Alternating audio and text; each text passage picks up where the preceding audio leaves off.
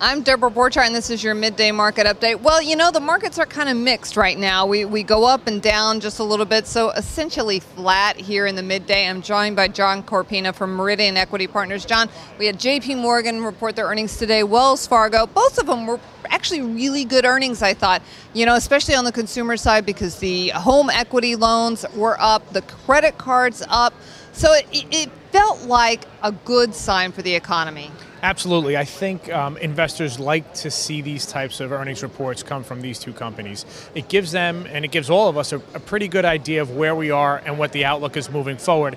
And even though we look at JP Morgan, or some people look at JP Morgan just as a bank, you have to dig deeper into it, and we get down to the, the commercial lending, the personal lending, and I think that information that's in there gives us a better insight of exactly what's happening and what's going to happen in the future. So in the beginning of earnings season, I know it's early, but when we kick it off with Co and then follow up with JP Morgan and Wells, this is giving us the right mentality. It's giving us the right momentum that we need heading deeper into earnings season.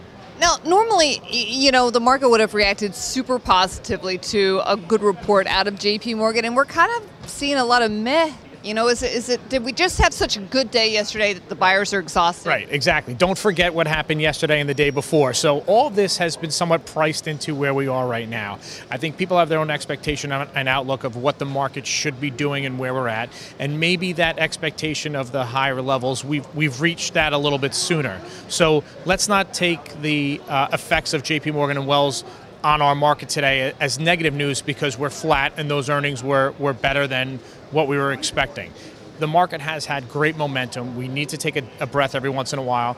I'm actually quite pleased to see that we haven't had a sell-off as of yet, because you would think that investors might take some short-term profits off the table. We're getting into another week next week. We're having some big earnings coming out in the beginning of the week. We've got Goldman, Citi, Johnny John, Coke.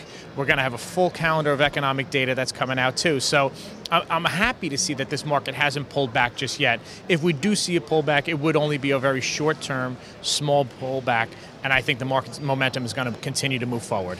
All right, well, it sounds like since we aren't having that sell-off, that people are holding on to their shares, waiting to see if they're going to go higher next week. That's John Corpina from Meridian Equity Partners, and I'm Deborah Borchard with The Street.